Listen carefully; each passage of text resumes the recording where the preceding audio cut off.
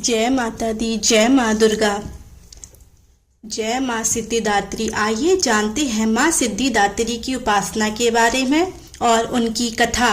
इस कथा के बिना अधूरी मानी जाती है माँ सिद्धिदात्री की पूजा। नौमी तिथि को दुर्गा जी की नौमी शक्ति माँ सिद्धिदात्री की उपासना होती है। देवी भागवत पुराण में नौमी तिथि का विशेष महत्व है, क्योंकि इस दिन कन्या पूजन के साथ माँ सिद्धिदात्री की पूजा अर्चना की जाती है।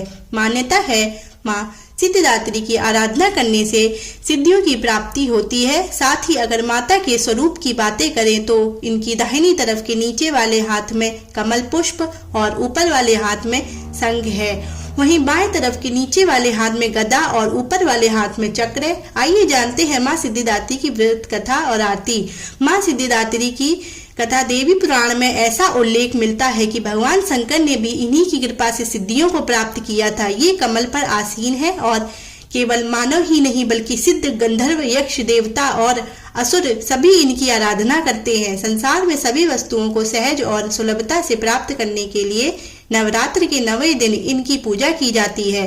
भगवान शिव ने भी सिद्धिदात्री देवी की कृपा से तमाम सिद्धियां प्राप्त की थी। इस देवी की कृपा से ही शिव जी का आधा शरीर देवी का हुआ था। इसी कारण शिव अर्धनारीश्वर नाम से प्रसिद्ध हुए।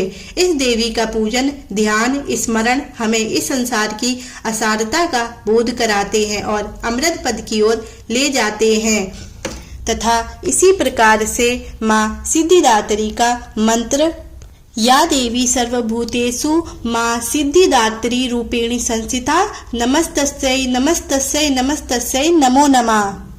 तथा नव दुर्गाओं में माँ सिद्धिदात्री अंतिम है। अन्य पाठ दुर्गाओं की पूजा उपासना शास्त्रीय विधि विधान के अनुसार करते हुए भक्त दुर्गा पूजा के 9वें दिन इनकी उपासना में प्रवृत्त होते हैं। इन सिद्धिदात्री माँ की उपासना पूर्ण कर लेने के बाद भक्तों और साधकों की लौकिक पारलौकिक सभी प्रकार की कामनाओं की पूर्ति हो जाती है। सिद्धिदात्री माँ के कृपा पात्र भक्त के भीतर कोई ऐसी कामना शेष बचती ही नहीं जिसे वह पूर्ण करना चाहे। वह सभी सांसारिक इच्छाओं, आवश्यकताओं और इस प्रभाव से ऊपर उठकर मानसिक रूप से माँ भगवती के दिव्य लोकों में विचरण करता हुआ उनके कृपा रस पीयूष का निरंतर पान करता हुआ विषय भोग शून्य हो जाता है। माँ भगवती का परम साध्य ही उसका सर्वस्व हो जाता है। इस परम पद को पाने के बाद उसे अन्य किसी भी वस्तु की आवश्यकता नहीं रह जाती है।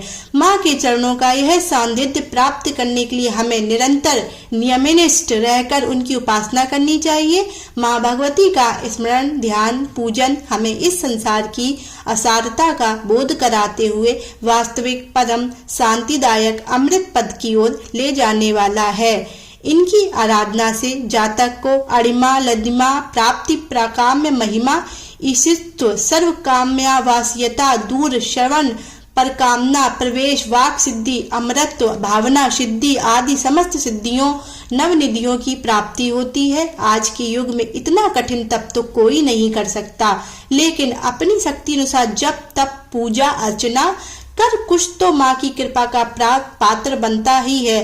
प्रत्येक सर्वसाधारण के लिए आराधना योग यह श्लोक सरल और स्पष्ट है।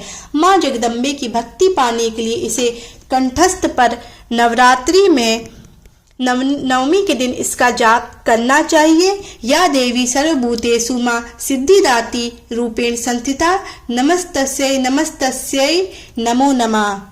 तथा आज के दिन माता को विदा किया जाता है और आप माता को खीर, पूरी, हलवा आदि का भोग लगाएं तथा क्षमा